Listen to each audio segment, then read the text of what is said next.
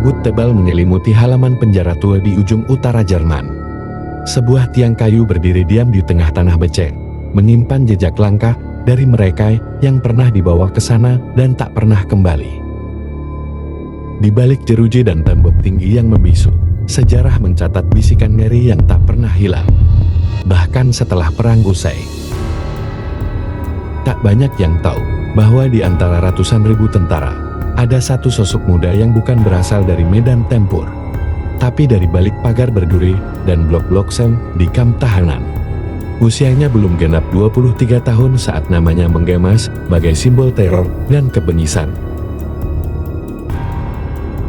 Namanya Irma Gress, sang algojo perempuan dari kamp konsentrasi Ravensbrück dan Bergen-Belsen. Irma dilahirkan pada Oktober tahun 1923 di sebuah desa kecil bernama Ureken, Jerman. Ia tumbuh dalam keluarga petani yang keras dan konservatif. Di usia 14 tahun, ibunya bunuh diri meninggalkan luka psikologis yang tak pernah sembuh. Di masa mudanya, Irma dikenal pendiam dan mudah dipengaruhi. Obsesi terhadap ideologi Nazi perlahan merasuk ke dalam pikirannya lewat propaganda sekolah dan radio. Ia mulai mengidolakan Hitler, bukan sebagai pemimpin, tapi sebagai simbol kekuasaan.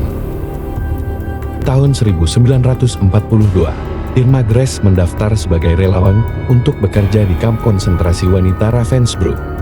Di usianya yang baru 19 tahun, ia resmi menjadi bagian dari Schutzstaffel atau SS, pasukan elit Nazi Jerman.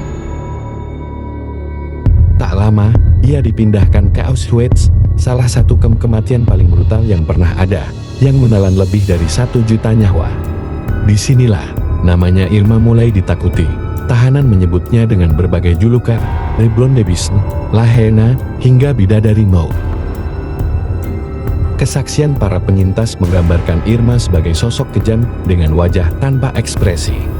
Ia kerap mengenakan seragam hitam SS lengkap dengan sepatu boot tinggi dan cambuk kulit di pinggang. Di balik wajah manis itu, tersembunyi kegilaan luar biasa. Dikatakan, Irma menikmati permainan kekuasaan. Ia memukuli siapapun dengan cambuk kulit, kadang menggunakan tongkat kayu, hingga korban tak bergerak lagi. Ia menyuruh anjing penjaga menyerang tahanan. Pernah, dia melempar roti ke lumpur, lalu menembak tahanan yang mencoba mengambilnya. Namun, yang paling menyeramkan bukan hanya tindakannya, tapi ekspresi wajahnya yang datar, seolah tak ada rasa bersalah. Tahanan mengatakan, tatapan matanya bisa membunuh harapan. Saat Perang Dunia II berakhir pada tahun 1945, pasukan Inggris membebaskan kamp Bergen-Belsen di tengah ratusan mayat yang membusuk dan korban selamat yang sekarat. Mereka menemukan Irma masih berpakaian rapi, berdiri tenang di antara reruntuhan kekuasaan Nazi. Ia ditangkap tanpa perlawanan. Tak sedikit tentara Inggris yang mengaku merinding ketika melihat betapa mudanya sosok yang dituduh sebagai algojo berdarah dingin itu. Irma Gress diadili dalam pengadilan militer Inggris yang dikenal sebagai Belsen Trial. Ia menghadapi 17 dakwaan kejahatan perang, termasuk penyiksaan, pembunuhan, dan keterlibatan dalam seleksi gas beracun. Saksi demi saksi naik podium, cerita mereka mengerikan. Tangisan, darah, kematian, semua menyebut satu nama yang sama, Irma Gress. Irma tetap tersenyum selama persidangan. Ia bahkan sempat berdandan dan menyisir rambutnya sebelum sidang dimulai. Pengadilan memberikan vonis hukuman mati. Irma tak menangis, tak memohon.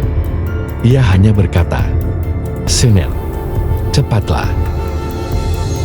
Pada 13 Desember tahun 1945, Irma Gress digantung di penjara Hameln. Ia menjadi wanita termuda yang dieksekusi oleh pengadilan Inggris dalam abad ke-20. Usianya baru 22 tahun. Irma Gress adalah pengingat bahwa kejahatan tak selalu datang dalam bentuk menyeramkan. Kadang, ia berwajah manis dan tersenyum saat menyiksa. Kini, tiang gantung itu sudah tiada. Kamp-kamp kematian berubah menjadi museum bisu, Tapi nama Irma Grace tetap hidup, sebagai simbol dari bagaimana kekuasaan dan kebencian bisa menjelma dalam wujud seorang gadis muda biasa.